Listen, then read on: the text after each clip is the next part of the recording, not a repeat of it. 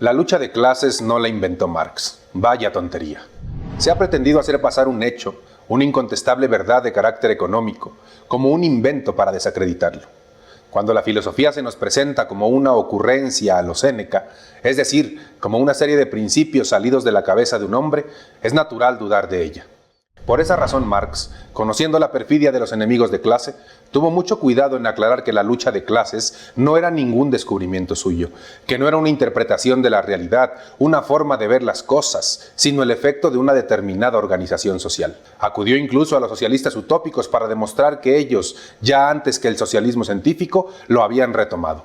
Lo combatían a su manera.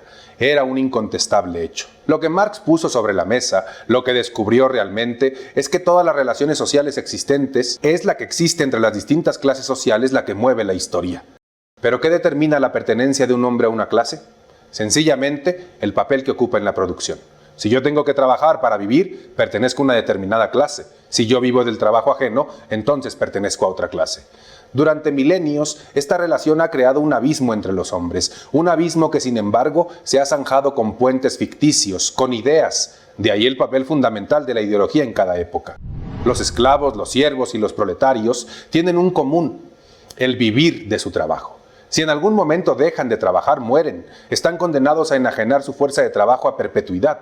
El esclavista, el señor feudal y el burgués tienen en consonancia una relación que los hermana. Todos ellos han vivido del trabajo ajeno. ¿Por qué esta irrefutable verdad se ha ocultado o deformado, atribuyéndola al odio, a la venganza o a la pérfida ocurrencia de un hombre?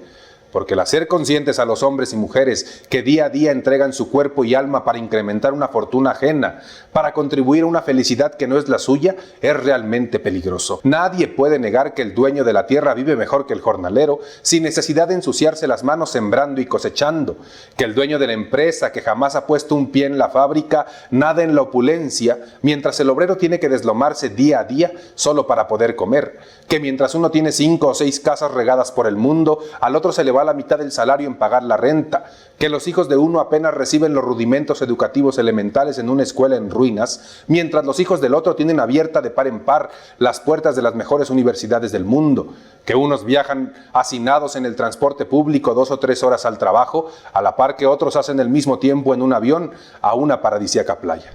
En fin, nadie en su sano juicio negará que hay 2 clases de hombres, 2 clases de vida, 2 realidades antagónicas. ¿Se comprende entonces qué se gana ocultando y deformando la lucha de clases? Saberse ultrajado, robado y estafado haría que cualquier hombre estallase de indignación. La plusvalía, el trabajo no pagado, es lo que multiplica la riqueza de los parásitos que viven sin trabajar. Solo basta con preguntarse, si yo trabajo diariamente y no me alcanza para vivir, ¿cómo hacen aquellos que sin trabajar nunca tienen de sobra para derrochar? Nada surge de la nada. ¿De dónde sacan entonces la ganancia? Del trabajo ajeno. Ocurre, sin embargo, que el asalariado, ya sea el jornalero del campo, el obrero de la fábrica, el vendedor ambulante, el mesero de un restaurante o el funcionario de Estado, al escuchar esta verdad se escandaliza. Lo que él sabe es que si trabaja mucho, puede aspirar a la fortuna que hasta ahora solo conoce por televisión. Teme perder lo que nunca tuvo. En eso radica la eficaz labor de la ideología. La ideología consiste en el capitalismo, en crear ambiciones, sueños e ilusiones que permitan a la clase trabajadora aspirar a convertirse algún día en burguesa. La sola idea de poder vivir en una lujosa mansión, viajar en un carro moderno, vestir con las mejores marcas, es suficiente aliciente para que defiendas a capa y espada a los que lo tienen.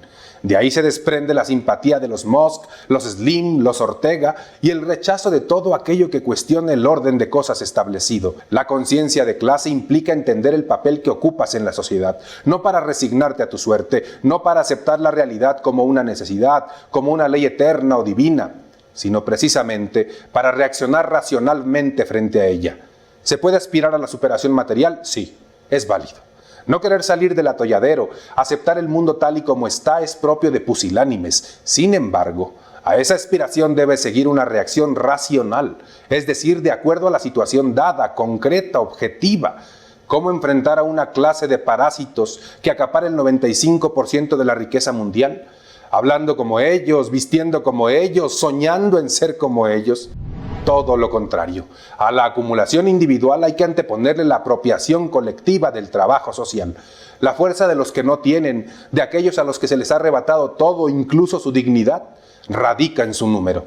La organización de estos millones de seres es la única manera de reconquistar lo que por justicia les corresponde. La riqueza que con su trabajo crean todos los días, pero que otros disfrutan. No se trata de un acto de venganza, sino de justicia. La rabia con la que se combate desde el poder todo tipo de organización se debe precisamente a la potencia que amenaza del colectivo, a la fuerza que surge cuando cientos, miles, millones de voluntades se unen. El pegamento de estas voluntades es la conciencia de pertenecer a una misma clase, de ser iguales en lo esencial, de compartir la misma vida a la que la explotación del trabajo nos ha reducido y por ello de aspirar a una misma felicidad, cuyo fundamento se encuentra precisamente en la desaparición, de una vez y para siempre, de todo tipo de explotación del hombre por el hombre.